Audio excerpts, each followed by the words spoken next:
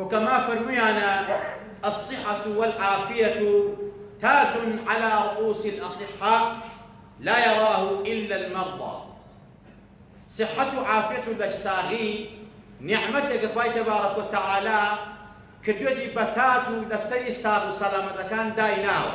ئەوانەی کە ساغ و سەلامەتن عافیەتیانەیە ئەو صحة و عافیەت تاجێکە بەسەر تۆیە. کەس ئەم تاجە نابینێ ئیلا نەخۆشەکان نەبێ. کوردەواری خۆمان ئەڵێ هەزار حەکیم ئەوەی دەردەدارێ نازانێ.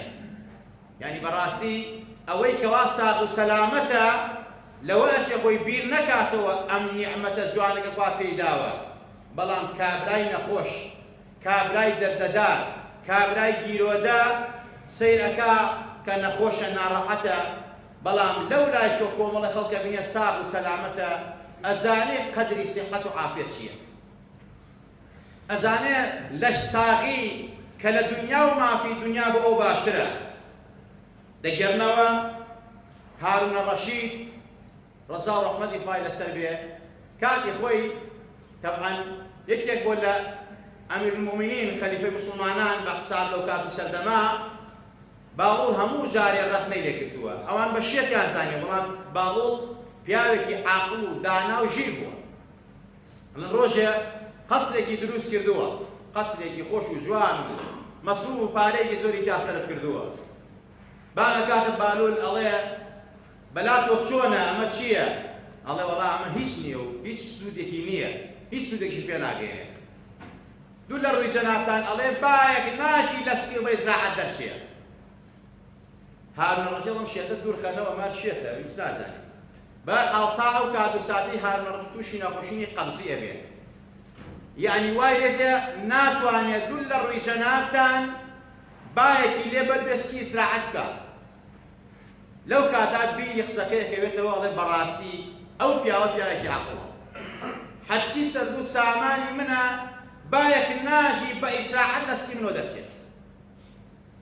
باوەڵە ڕابەلای ئەڵێ نەموت هەرچی قەسر و سەرەد و کورسی و دەسەڵات و جێشی تۆ هەیە بایەک ناژی بە ئیسراحەت لە سکی تۆ دەرچێت.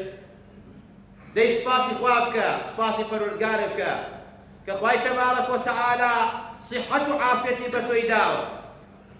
کابرایەکی منکوبی هەژار داما و ئەچێ بۆ لای نەخۆشێک لەگەڵ کۆمەڵێ دەر و دراوسێ خۆیان کاتێکەوە ئەچێ بۆ لای نەخۆشەکە سەردانی نەخۆشەکە لە دەرەوەی وڵاتاتەوە لێ پرسن حاڵت چۆنە کەفارە پێ بێ وەزعت چۆنە باشتری ئەڵێ الحەمدا باشترم ئێستا بەڵام هەمووی بەڕاستی سەرۆک و سامانی من کە دەوڵەمەندم پارەیە زۆرم لە خۆما سەرف کردووە وەڵڵی سیحەت و عافیەت ناژی وەڵڵی چووم نزیکی 10 دەفتەرم لە خۆما سەرف کردووە ئێشتر بەڕاستی بە عیلاج بنم ئەگەر عیلاجەکان واز لێ بێنم بەڕاستی من تەواو ئەبم.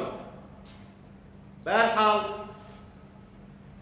کابرا کە فەقیرە و منکوبە و هەژارە لەگەڵ دەر و دراوسە کێنە دەرەوە لە دوای ئەوەی سەردانی نەخۆشیان کردووە دەست بەرزەکە دەڵێ خوایە سوپاس بۆ تۆ من خاوەنی هەزاران دەفتەر دۆلارم. کابرای لەولاوە لە باوە تۆ منکوبی پارێکی لێ پاسێکت بێنیە 500 دان لە باغەتان نییە لەکوێ خاوەنی 100 دەفتەر دۆلاری؟ ئەڵێ الحەمدولله خوای تەبارەک وتەعالا دەستەیەکی ساغی بە من داوە. ئەوە تا کابرا سەرۆک و سامانی هەیە ناتوانێت کەبابێ بخوا. سەرۆک و سامانی هەیە 10 دەفتەری لە خۆیان خەرج کردووە هێشتا بەدەست ئارام و ئازار و ناڕەحەتی و ئەناڵێنێ.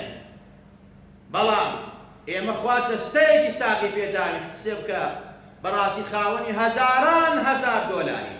خۆشەویستان یعنی ئەمە پێویستە بەردەوام سوپاسی پەروەردگارمان بکەین بەردەوام ئاگامان لە نێعمەتەکانی خوا بێ وەفی ئەنفوسیکم ئەفەلا تبصرون. ئەوانەی کە عەمەلاتی چاویان کردووە ئەزانن چاو چ نیعمەتێکە ئەوانەی کەوا شەق سەدریان بۆ کراوە ئەزانن نیعمەتەکانی خوا چەندە بەسەریانەوە ئەوانەی کە نەخۆشینی گورچیلەیان هەیە ئازاری گورچیلەیان هەیە مانگانە 2 مانگ جارێ یا ساڵی چەند جارێ غەسلی گورچیلەیان بۆکەن و گورچیلەیان بۆ شۆرنەوە هێشتا بە ئازارەوە ناگا بەوەی کە خوای تەبارەک وتەعالا داوێتی بە ئینسانێکی ساغ و سەلیم.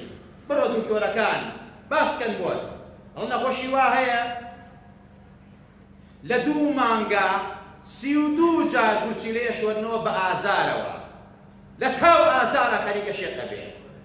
بەڵام تۆ بۆ مەعلوماتی ڕۆژانە یومیەن خوای تەبارەک وتەعالا هەموو ڕۆژێ ڕۆژە 32 جار گورچیلەی تۆ ئەشۆرێتەوە ئازاریشی نییە.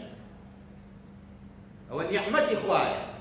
ئەمە کەشف و طبی سەردەم کەشفی کردو کە ڕۆژانە گورچیلەی تۆ چەند کارەکا و چەندێ غەسل ئەبێ خوا ئەو ئەجیزەی داناوە غەسلی گورچیلە ئەکا 32 جار هەموو ڕۆژێ، بەڵام ئازاریشی نییە. لە 2 مانگە 32 جار یا 30 جار بۆ ئەشۆرنەوە بە ئازار و بە ناڕەحەتیەوە. ئەمە نیعمەتی خوایە. وەفی ئەنفوسیکم ئەفەلا تبصرون.